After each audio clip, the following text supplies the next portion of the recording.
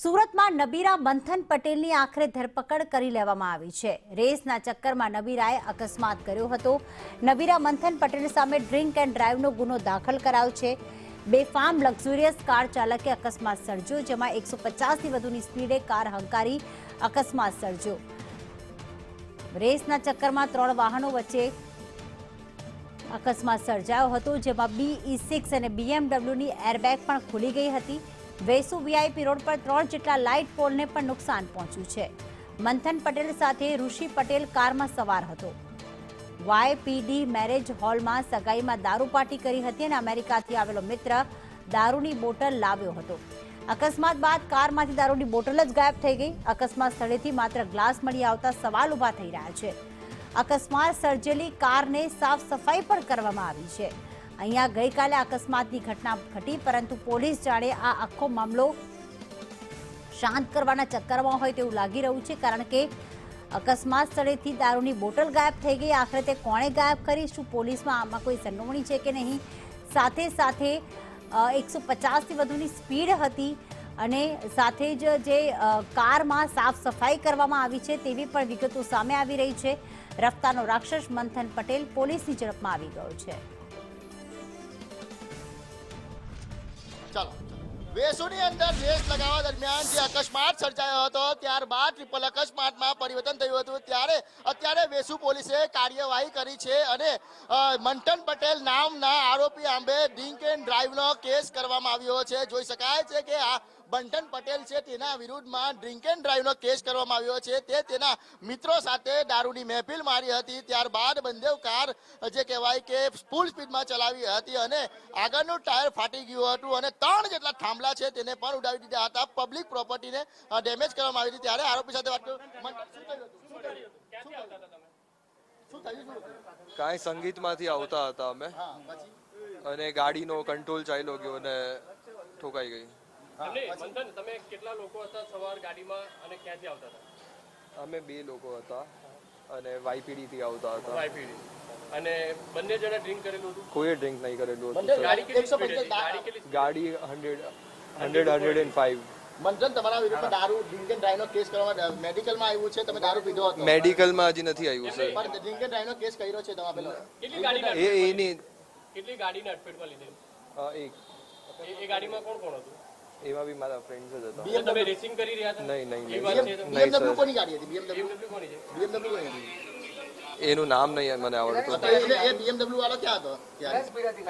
એટલે તમારી સાથે છે BMW વાળો?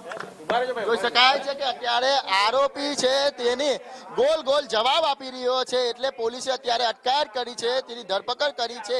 મહત્વની વાત એ છે કે BMW કાર અને BE6 છે તેના વચ્ચે રેસ લાગી રહી હતી અને આ રેસ દરમિયાન જે ગાડી છે તે સ્વિફ્ટ કાર સાથે અથડાઈ હતી। સ્વિફ્ટ કારની અંદર એક 2.5 વર્ષનું બાળક હતું અને એક મહિલા હતી।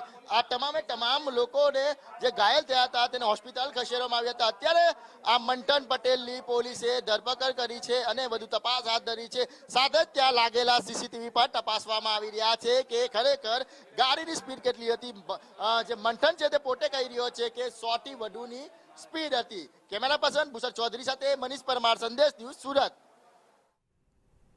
તો અહીંયા સવાલ ઊભો થઈ રહ્યો છે કે આખરે મહાનગરપાલિકાના 3 લાઇટ પોલ ઉખડી ગયા, એવી તો કેવી સ્પીડ હશે? કારણ કે જે આરોપીએ કહી રહ્યો છે કાર ચાલક કે તેણે દારૂ પીધો ન હતો, સાથે 100થી 105ની સ્પીડ હતી, પરંતુ સ્પીડ વધુ હોવાનું પણ સાબિત થયું છે, કારણ કે કારની હાલત આપ જોશો તો સવાલ ચોક્કસથી થશે કે કારની એટલી તો કેવી સ્પીડ હશે?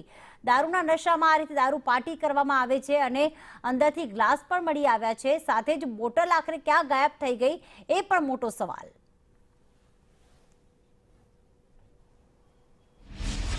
વિસ્તારમાં રફતારનો કહેર સામે આવ્યો છે। સ્થાનિક લોકોના મતે 2 જે કહેવાય કે લક્ઝરિયસ કાર હતી, બંને રેસ લગાવી રહ્યા હતા, તે દરમિયાન આ અકસ્માત સર્જાયો। જોઈ શકાય છે કે અકસ્માત એટલો ગંભીર હતો કે 3થી જે 4 થાંભલા, સરકારી થાંભલા છે લોખંડના, તે આખે ઉડી રહ્યા છે। આજુબાજુમાં લગાવેલા બેનરો છે તેને પૂરચા બોલી ગયા છે। આ ઝાડ હોય એ ઝાડ પર નમી ગયું છે। આ તમે જોઈ શકાય છે કે થાંભલા છે તે થાંભલા આખા વળી ગયા છે। સાથે જ લક્ઝરિયસ કાર BMW અને નાની BE6 કાર છે તેની અંદરથી આ જે કહેવાય કે ખાલી ગલાસો પણ મળી આવ્યા હતા. આ ખાલી ગલાસો અહીંયા પડ્યા છે.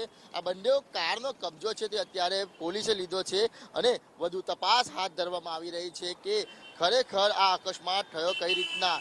100 થી વધુની સ્પીડ હોવાનો દાવો કરવામાં આવી રહ્યો છે, જ્યારે બીજી ગાડી છે તે પણ 120 થી 130 વચ્ચેની સ્પીડ હતી અને ત્યાર દરમિયાન આ અકસ્માત થઈ ગયો છે. સમગ્ર મામલે અફરાતફરીનો માહોલ સર્જાયો હતો. જોઈ શકાય છે કે કારને છે તે આખે ફૂરચા બોલી ગયા છે. સાથે જ આ રોડ રસ્તાની ઉપર લાગેલા જે થાંભલા છે અને જે ડિવાઈડર છે તે જ બતાવી રહી છે કે આ અકસ્માત કેટલો ગંભીર હશે, કારણ કે જે પ્રકારે આ ફૂરચે કારના બોલી ગયા છે તેનાથી જ અંદાજો લગાવી શકાય છે કે આ અકસ્માત કેટલો ગંભીર હશે. હાલ તો તમામ મામલે આ બંને કારને વેસુ પોલીસે કબજે કરી છે અને કાર ચાલક છે તે અહીંયાથી ફરાર થઈ ગયો હોવાનું પ્રાથમિક તપાસમાં જાણવા મળી રહ્યું છે. અત્યારે તમામ મામલે અત્યારે આ કારનો કબજો લઈને પોલીસ દ્વારા તપાસ હાથ ધરવામાં આવી રહી છે. કેમેરા ચેક કરવામાં આવી રહ્યા છે કે આ લોકો જો રેસ લગાવતા હતા તો ક્યાંથી લગાવતા હતા, આ સંપૂર્ણ અકસ્માત કઈ રીતના થયો તેની તપાસ હાથ ધરવામાં આવી રહી છે. કેમેરા પર્સન ભૂષણ ચૌધરી સાથે મનીષ પરમાર, સંદેશ ન્યૂઝ, સુરત.